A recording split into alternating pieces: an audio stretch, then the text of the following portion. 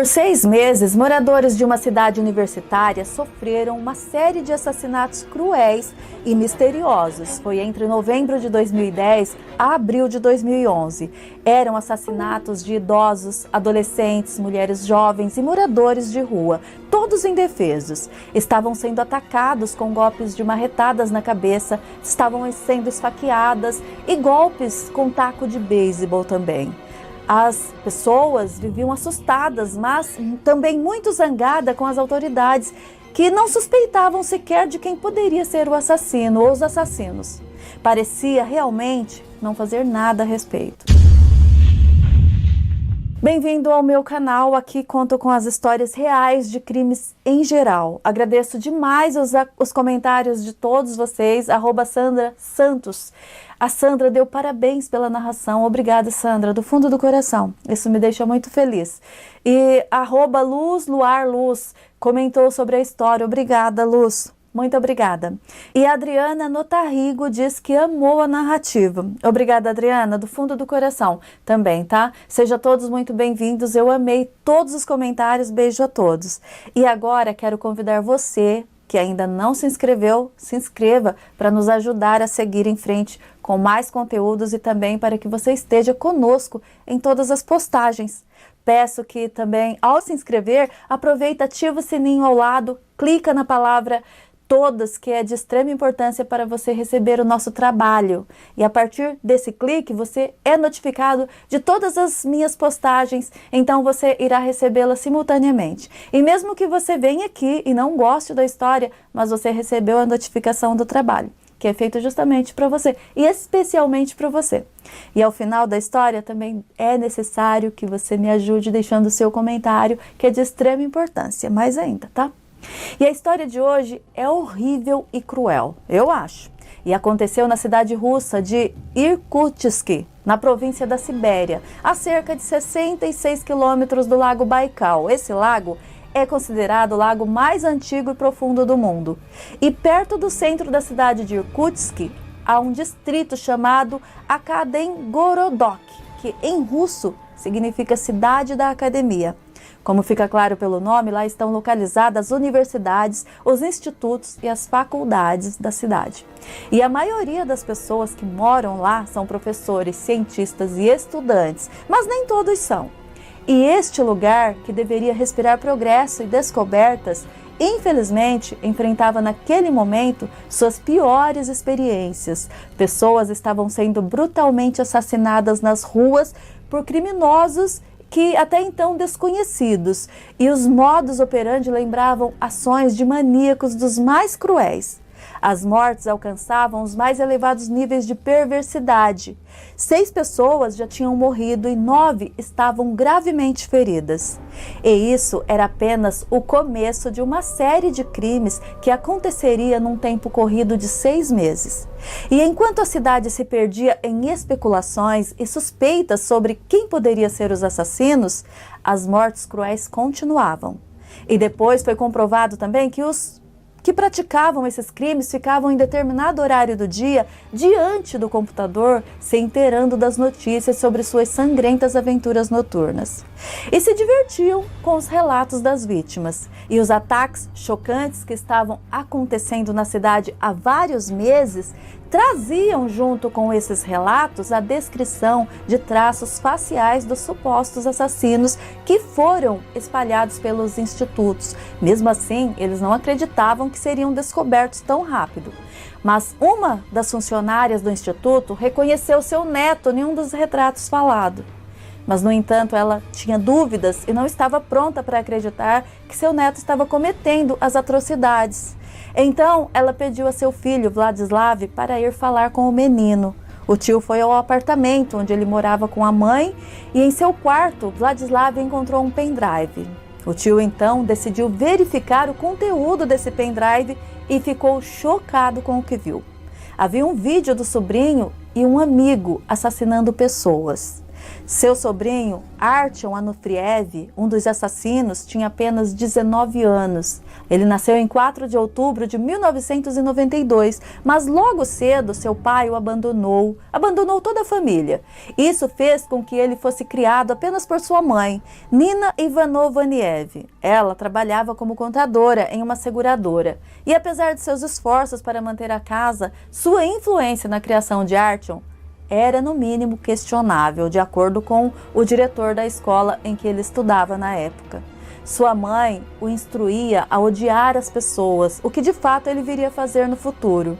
Suas notas nas matérias eram em geral boas, estavam sempre acima da média, mas se eventualmente em alguma prova ou trabalho o garoto recebesse uma nota baixa, sua mãe o orientava a odiar o professor, acusando o professor de ser o culpado da nota baixa. Talvez Nina tivesse essas atitudes influenciada de alguma forma pelo abandono do seu ex-marido. Suas mensagens para a escola eram tão agressivas que durante a 9ª série, o professor de Artyom, professor de física, se recusou a continuar dando aulas para ele, forçando a direção do colégio a buscar por outro professor.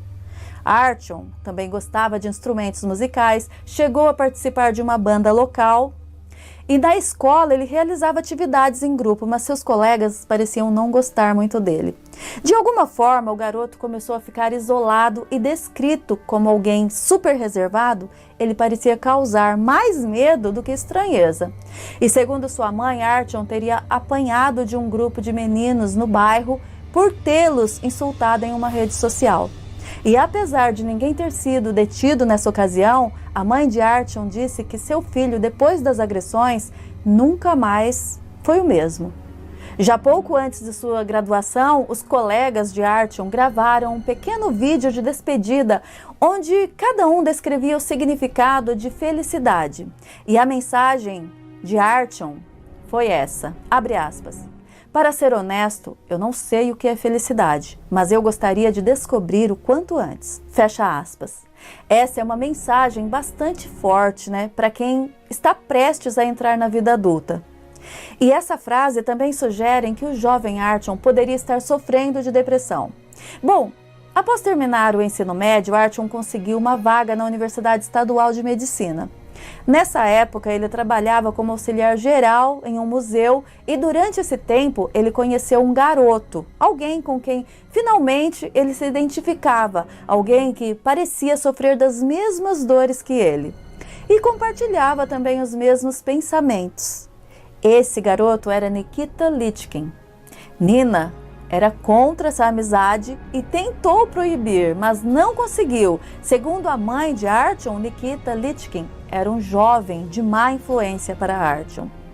Nikita Lichkin tinha apenas 17 anos, nasceu no dia 24 de março de 1993 na Rússia. E o começo de sua vida, de sua história, é bastante parecido com a de Artyom. Ele foi abandonado pelo pai e foi criado só por sua mãe, Marina, que trabalhava em uma loja de sapatos. Seu pai agora morava com sua segunda esposa e Nikita também tinha um meio-irmão por parte de seu pai. E desde muito cedo ele exibia um comportamento extremamente calmo e quieto. Cresceu sendo uma pessoa bastante fechada, demonstrava dificuldade de comunicação e quando percebia que havia visitas em sua casa, Nikita se trancava em seu quarto. E durante o ensino fundamental, Nikita conheceu seu primeiro amigo, Artyom. E a amizade parecia muito boa para ele, pois Artyom o ajudava a se conectar com outros colegas. Mas a mãe de Nikita logo percebeu que Artyom parecia usar o garoto como se fosse um objeto. E Marina começou então a ensinar o filho a dizer não para Artyom, para que ele pudesse ter algum controle sobre aquela amizade. Porque até então Nikita não parecia ter opinião própria, ele apenas ouvia as ideias de Artyom e isso durou 2 anos. Inclusive sua mãe começou a levá-lo para a igreja para afastá-lo dos comandos de Artyom. Nikita foi batizado, mas por causa de muito trabalho, algum tempo depois, Marina deixou de ir à igreja. E o garoto também ficou desinteressado e trocou a igreja por artes marciais.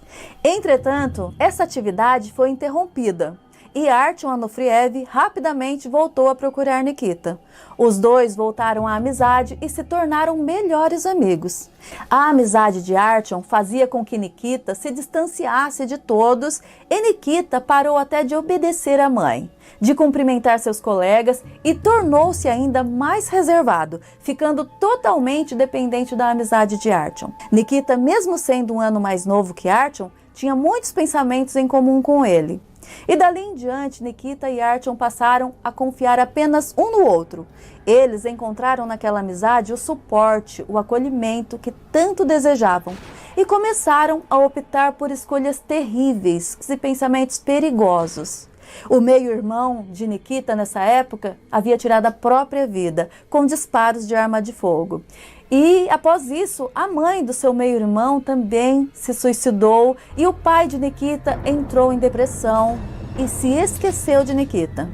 Ele já quase não o visitava mais, perdendo o contato completo com o filho. E entrando na 8ª série, as notas de Nikita despencaram, transformando um dos melhores alunos em um dos piores. O garoto chegou, inclusive, a ser expulso da escola por conta de suas múltiplas faltas. Nikita passou então a roubar objetos e dinheiro de sua casa. Sua mãe chegou a dar queixa à polícia, mas também removeu a acusação dias depois.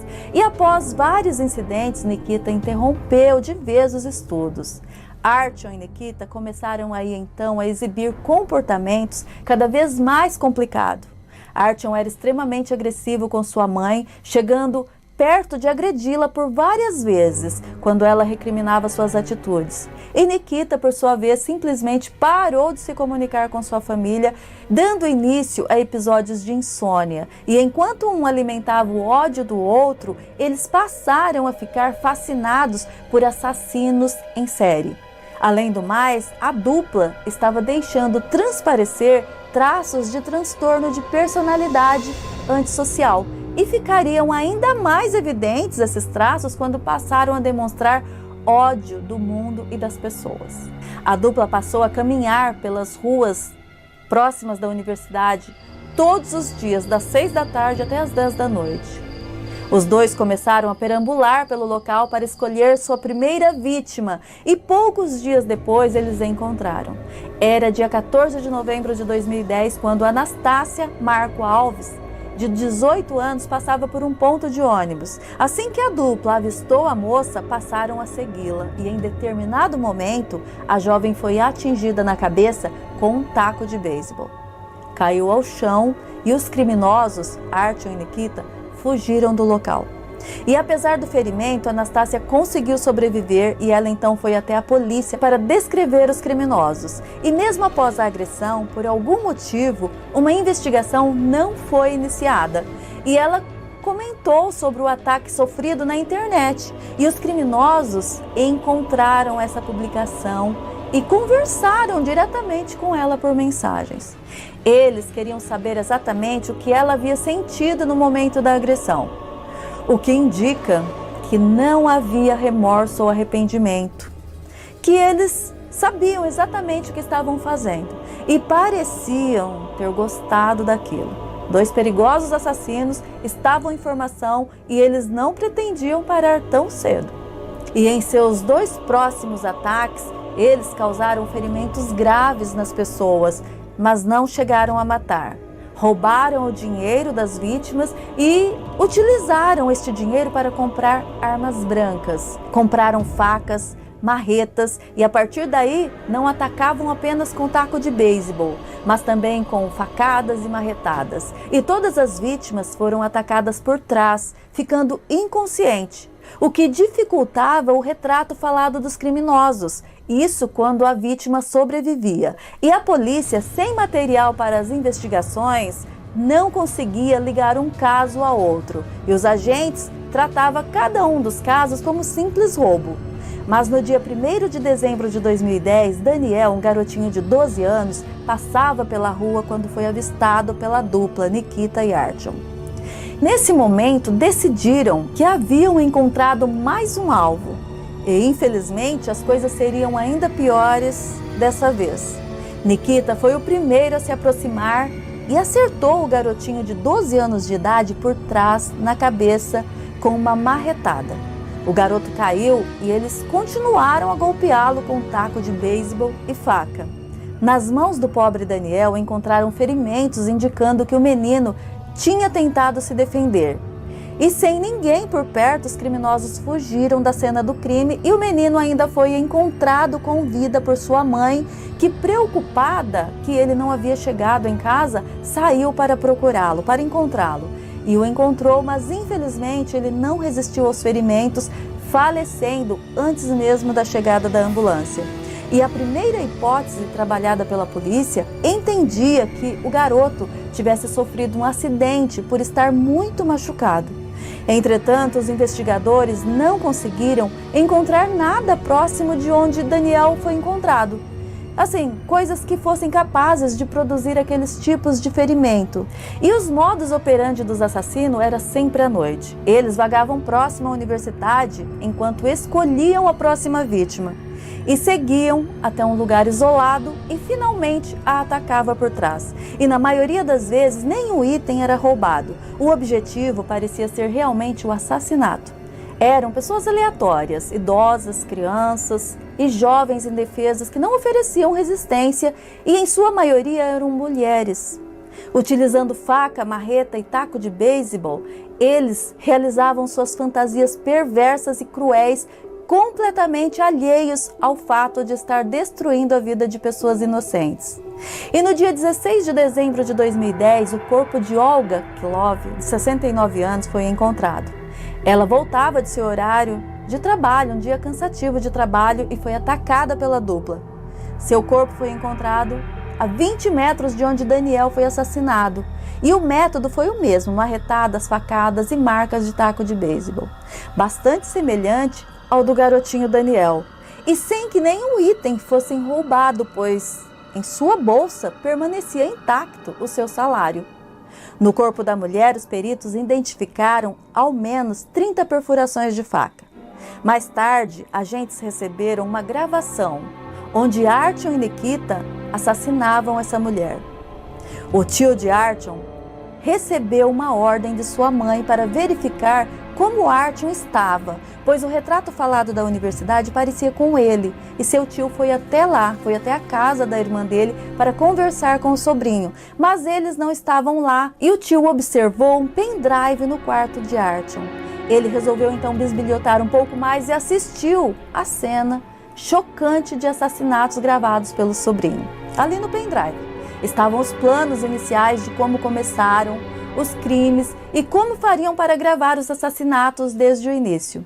Entre os anos de 2010 a 2011, foram 15 pessoas assassinadas a facadas, com 6 delas vindo a óbito de maneira terrível.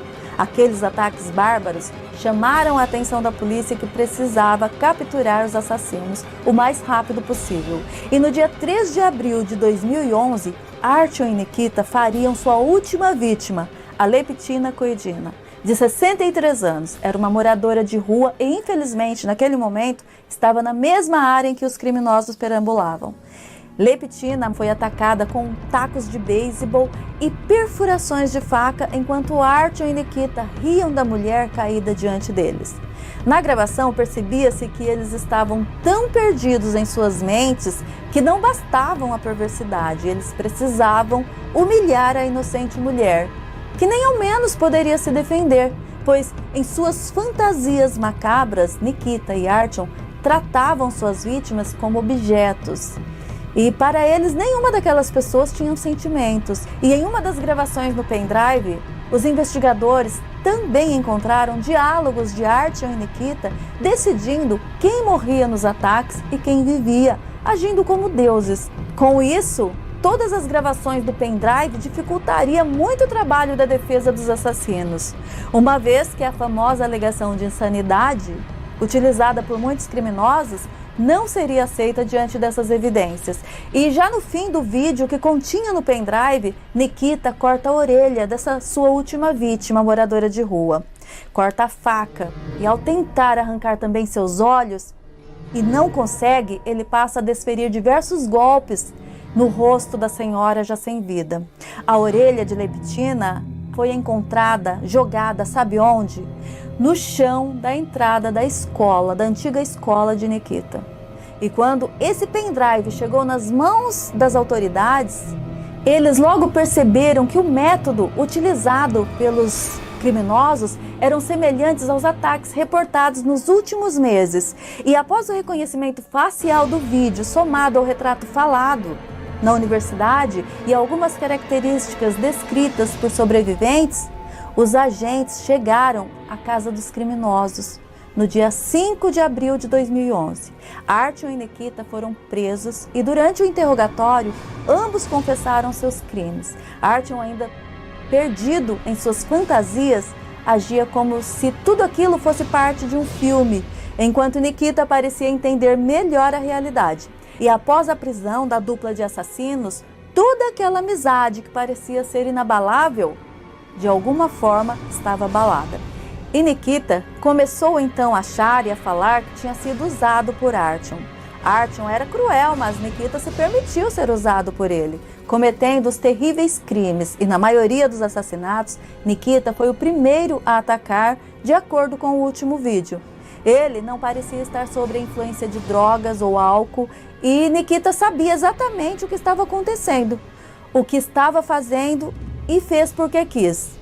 Artyom e Nikita são assassinos perversos e permitiram sim que suas fantasias e pensamentos perturbados destruíssem a vida de diversas pessoas inocentes.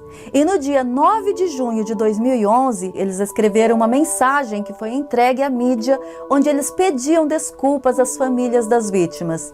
Eles também dizem aos pais que monitorem seus filhos para que eles não repitam suas ações criminosas.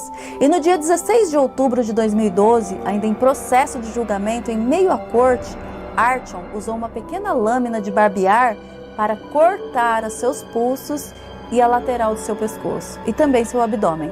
Mas os ferimentos foram superficiais e foram tratados. E numa outra sessão do julgamento, Artyom não teve como fugir, mas também não soube explicar o motivo dos crimes e chorou por 2 vezes em seu julgamento, não ficando claro se era porque havia sido pego ou pelas declarações das famílias das vítimas ali diante do juiz. Então ele resolveu confessar os crimes, dizendo que a culpa de todos os crimes era de Nikita. Nikita, por sua vez, não olhou em nenhum momento para o seu amigo Artyom. A sentença tinha aproximadamente 150 páginas, foi lida em um período de 8 horas e Artyom Alexandrovich Anuf foi julgado culpado por homicídios em 1º grau, cumplicidade e desrespeito de cadáver, sendo condenado à prisão perpétua em uma colônia tida como uma das piores dos sistemas prisionais da Rússia. São galpões onde os presos vivem misturados com trabalho escravo, falta de atendimento médico e torturas são apenas algumas das reclamações desses presídios. Um lugar muito parecido com o qual Nikita também foi levado. E culpado por homicídios em 1º grau, cumplicidade e desrespeito ao cadáver, Nikita foi condenado a 24 anos em regime fechado. Os primeiros 5 anos sendo cumpridos em prisão convencional e o restante em uma colônia prisional igual a do amigo Artyom.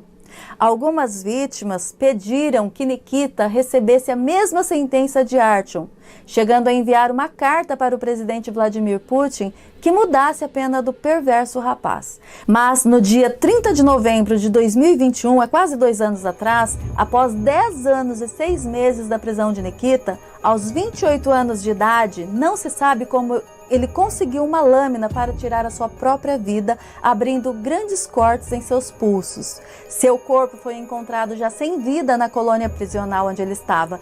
Ele, que via a si mesmo como um deus e com o desejo de ser e se tornar um assassino em série, ele conseguiu tirar uma última vida, a sua. E depois disso, Artyom foi transferido para uma colônia prisional de segurança máxima, conhecida como Alcatraz russa, em um lugar aparentemente convidativo e aconchegante, digno de um serial killer que ele é. Hoje Artyom está com 30 anos de idade, cumpre sua pena de prisão perpétua na colônia prisional de segurança máxima número 5, onde deve permanecer pelo resto de sua vida. E você? Conta pra mim, comenta aí abaixo quais são suas impressões sobre essa história. Aproveita também e compartilha essa história tão real em sua rede social, aquela mais legal que você tem. Todos nós temos uma rede social a qual a gente mexe mais, né? Então compartilha lá e eu agradeço você por ajudar o canal a crescer. Ah, e não esquece, seu comentário é o melhor feedback que eu posso ter. Aproveita, se inscreve e me espere na próxima semana, se Deus quiser e Ele quer. Então, se cuida, tá? Até lá. Tchau, tchau.